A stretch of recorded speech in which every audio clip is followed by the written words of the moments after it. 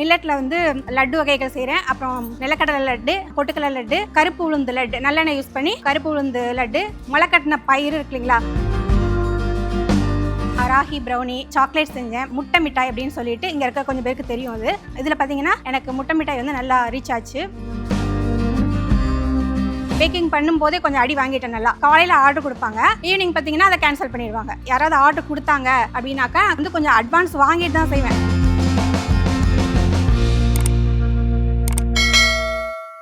அனைவருக்கும் வணக்கம். நான் ஆண்டாள் ஆழ்வார் சாமி. கடந்த 25 ஆண்டுகளாக ஸ்ருதி ஹெர்பல் லேபரட்டரிஸ்ன்ற ஒரு நிறுவனத்தை நடத்திட்டு வரேன். இன்னைக்கு 25வது வருஷம் நம்ம செலிப்ரேட் பண்ணிட்டு இருக்கோம். இதில் பார்த்தீங்கன்னா நிர்மலான்றவங்கள அறிமுகப்படுத்துகிறோம்.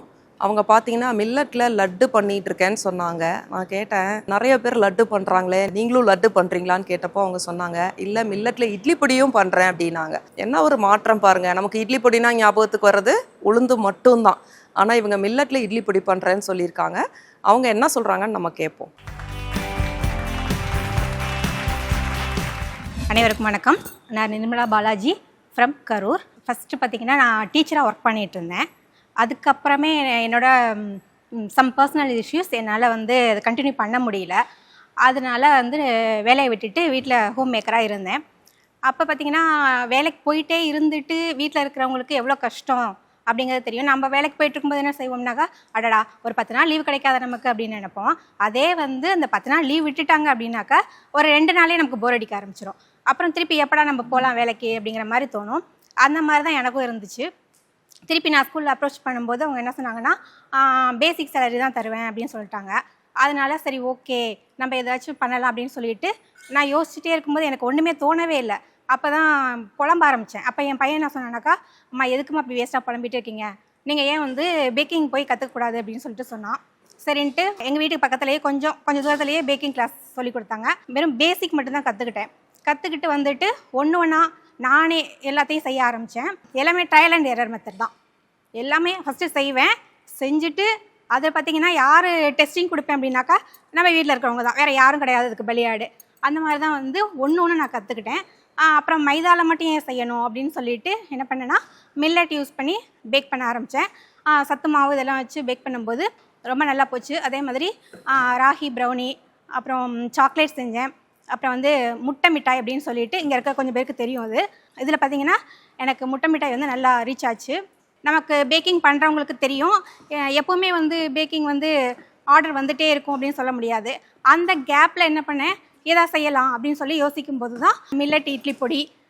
அதுக்கப்புறம் பார்த்திங்கன்னா சரி நம்ம இது முறையாக செய்யணும் இல்லையா, அதுக்கு நம்ம யாரோட கைடன்ஸ் அது வேணும் அப்படின்னு சொல்லிட்டு அதுக்கப்புறமேட்டுக்கு நான் ஒரு மேம்கிட்ட கிளாஸ் அட்டன் பண்ணேன்.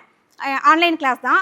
அவங்கக்கிட்ட நான் பார்த்திங்கன்னா நியர்லி ஒரு 50 ப்ராடக்ட்ஸ் செய்ய கற்றுக்கிட்டதில் இப்போ பார்த்திங்கன்னா மில்லட்டில் வந்து லட்டு வகைகள் செய்கிறேன். அப்புறம் நிலக்கடலை லட்டு, பொட்டுக்கடலை லட்டு, கருப்பு உளுந்து லட்டு, நல்லெண்ணெய் யூஸ் பண்ணி கருப்பு உளுந்து லட்டு, முளைக்கட்டின பயிறு இருக்கு இல்லைங்களா, அதை வந்து சேல்ஸ் பண்ணிகிட்ருக்கேன். அப்புறம் ட்ரை ஃப்ரூட்ஸ் லட்டு. அது இல்லாமல் மில்லட்டில் இப்போ நல்லா எனக்கு வந்து இட்லி பொடி கொஞ்சம் போயிட்டுருக்கு. ஊறுகாயின்னு பார்த்திங்கனாக்கா இப்போதைக்கு நான் வந்து மாங்காயும் நெல்லிக்காயும் செஞ்சு சேல்ஸ் பண்ணிகிட்ருக்கேன். இப்போ என் வீட்டில் வந்து நீங்கள் என்ன ஸ்டாக் வச்சுருக்கு அப்படின்னு கேட்டிங்கன்னா, என்கிட்ட வீட்டுக்கு வந்தீங்கன்னா எதுவுமே இருக்காது. ஏன்னா எல்லாமே நான் வந்து ப்ரீ ஆர்டர் எடுத்துகிட்டு அதுக்கப்புறம் தான் செஞ்சு கொடுப்பேன். ஃபஸ்ட்டு வந்து ஒரு டைம் வாங்கிக்குவேன், இத்தனை நாள் அப்படி தரேன் அப்படின்னு சொல்லிட்டு வாங்கிட்டு அதுக்கப்புறமே தான் நான் வந்து ரெடி பண்ணி கொடுப்பேன். அப்படியே கொடுத்தா நான் வந்து கொஞ்சம் அட்வான்ஸ் வாங்கிட்டு தான் செய்வேன். ஏன்னா நான் வந்து பேக்கரியிலேயே வந்து பேக்கிங் பண்ணும்போதே கொஞ்சம் அடி வாங்கிட்டேன். நல்லா காலையில் ஆர்டர் கொடுப்பாங்க, ஈவினிங் பார்த்திங்கன்னா அதை கேன்சல் பண்ணிடுவாங்க. முதல் நாள் ஆர்டர் கொடுப்பாங்க, மறுநாள் பார்த்தா கேன்சல் பண்ணிடுவாங்க. அந்த ஃபாண்டன்ட்டில் ஒர்க் பண்ணுறதுலாம் எவ்வளோ கஷ்டம்னு அந்த பேக் பண்ணுறவங்களுக்கு தெரியும். அதில் பார்த்திங்கன்னா அந்த மாதிரி இருந்ததுனால யாராவது ஆர்டர் கொடுத்தாங்க அப்படின்னாக்கா கொஞ்சம் அட்வான்ஸ் வாங்கிட்டு டைம் வாங்கிட்டு அதுக்கப்புறம் தான் செஞ்சு கொடுக்குறது.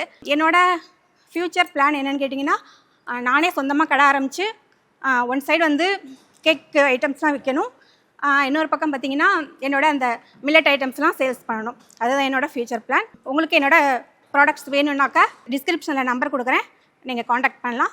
நன்றி, வணக்கம். நிர்மலா டீச்சர் மிக சிறப்பாக பேசுனாங்க. எல்லாருக்கும் கிளாஸ் எடுத்துட்டாங்கன்னு நினைக்கிறேன். நம்மெல்லாம் ஸ்டூடெண்ட்டாக இருந்து கேட்டுட்டோம். அவங்க ஒரு விஷயம் சொன்னாங்க, ஒரு 10 நாள் லீவ் கிடச்சா அடடா லீவ் கிடச்சிருச்சுன்னு சொல்லி யோசிப்பேன்னு சொல்லிட்டு. லீவு ஃபுல்லாக இருந்தால் தானே தெரியும் அப்புறம் என்ன பிரச்சனை, அதுக்கு ஸ்கூலே பரவாயில்லன்னு சொல்லிட்டு போயிருந்துருப்பாங்க. பரவாயில்ல, ஆனால் ஒரு டீச்சராக இருந்துட்டு அவங்க எவ்வளோ ப்ராடக்ட்ஸ் பண்ணி வித்துட்டு இருக்காங்க பாருங்கள். இதை பார்த்துட்டு இருக்கவங்க அவங்களுக்கு ஆதரவு கொடுங்க. மிக சிறப்பாக பண்ணிகிட்டு இருக்காங்க கேக் ஐட்டம்ஸ். அப்புறம் பார்த்தீங்கன்னா கடைசியாக சொன்னாங்க ஊறுகாய் பண்ணிகிட்டு இருக்கேன் அப்படின்னு சொல்லிட்டு. நம்ம சாப்பாட்டில் கடைசியாக சாப்பிட்ற ஒரு உணவு என்னன்னு கேட்டிங்கன்னா தயிர் சாதம். அந்த தயிர் சாதத்துக்கு என்ன வேணும்? ஊறுகாய் வேணும். ஊறுகாய் இல்லைன்னா தயிர் சாதம் இறங்காது. அப்புறம் இன்னொரு விஷயம் சொன்னாங்க தொழில் முனைவோர்களுக்கு, நான் வந்து ப்ரீ ஆர்டர் எடுத்து தான் பண்ணுறேன், அட்வான்ஸ் வாங்கிக்குவேன்னு சொன்னாங்க. மிக சிறப்பு. ஏன்னா இந்த அனுபவம் எல்லாருக்குமே இருக்குன்னு நான் நினைக்கிறேன். ஃபஸ்ட்டு ஆர்டர் பண்ணிடுவாங்க, அப்புறம் பார்த்தீங்கன்னா கேன்சல் பண்ணிடுவாங்க. நம்ம வாங்கினா அவ்வளோ ரா மெட்டீரியல்ஸும் வேஸ்ட்டாக போகும் நமக்கு. ஸோ அதை வந்து அவங்க அனுபவத்தில் உணர்ந்து அதை பண்ணிகிட்டு இருக்காங்க. இப்போது நீங்கள் சொன்னீங்க இல்லையா, என் பையன் வந்து சும்மா இருக்க வேண்டாம்னு சொல்லி. எல்லாருக்கும் பசங்க வந்து ஒரு மோட்டிவேட். எனக்கும் என் பையன் தான் என்னை ரொம்ப மோட்டிவேஷன் பண்ணான். ஸோ ஏதாவதுனா என் பையன் தான் என்னை ரொம்ப மோட்டிவேட். இப்போ கூட இந்த வயசில் கூட ஏதாவது போனோன்னா என்னுடைய மந்திரி யாருன்னு கேட்டிங்கன்னா என்னுடைய பையன் தான். அவன்கிட்ட தான் எல்லாமே டிஸ்கஸ் பண்ணுவோம் நாங்கள். எங்கள் பையன் நோ சொல்லிட்டாருன்னா அது நோ தான். அப்புறம் சொல்ல மாட்டார். மோஸ்ட்லி நான் சொன்னேன்னா நீங்கள் ட்ரை பண்ணுங்கம்மா அப்படின்னு சொல்லுவாப்பில். ஆனால் ஒன்ஸ் நோ சொல்லிட்டாங்கன்னா அது பண்ணனா அது சொதப்பலாக தான் போய் முடியும். ஸோ அந்த மாதிரி இப்போ உங்களுக்கு சேம் அப்படிதான் மேம். அப்படிதான் இல்லைங்களா? 2 பசங்க. ஓகே. பெரியவன் வந்து சின்ன வந்து எதுலையுமே வந்து கண்டுக்க மாட்டான். பெரியவன் வந்து ரொம்ப அட்டாச்சாக இருப்பான். Very good. ஏதாவதுனாக்கா அவனுக்கு ஓகே அப்படின்னா ஓகேம்மா செய்யுங்கம்மா அப்படின்றோம், அது சக்ஸஸ் ஆகும்.